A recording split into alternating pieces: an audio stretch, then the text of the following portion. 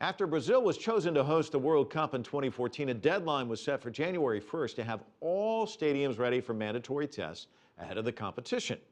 Half of the stadiums that are now ready barely made it. Paulo Cabral has more. The deadline was missed. Brazil had agreed with FIFA that all 12 World Cup venues would be up and running this year, but half of them are still under construction, like the stadium in San Paulo, which is set to host the opening match. A terrible accident in November killed 2 workers and caused part of the site to be sealed for over a week. Now city officials have promised to have the arena ready by March. The stadium is almost ready. Construction work didn't stop in a large part of the arena. So if we consider the area of the accident, the construction will effectively finish by the end of March. Right now, it's 95% ready.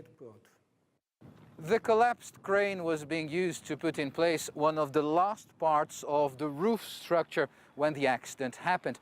Construction works were on schedule here until this unexpected incident, and this stadium was on track to be delivered before the deadline. However, that's not the case in other Brazilian cities that will host World Cup matches.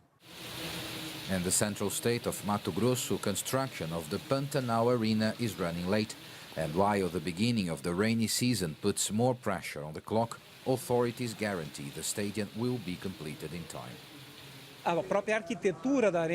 The style of this arena is a bit different from others, and that's why maybe you can tell it's in the final stages just by looking at it.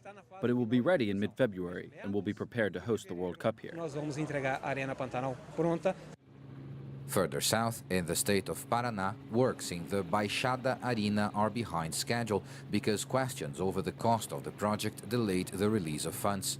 Overspending is a big problem in Brazil's World Cup preparations, as the last-minute rush makes things significantly more expensive.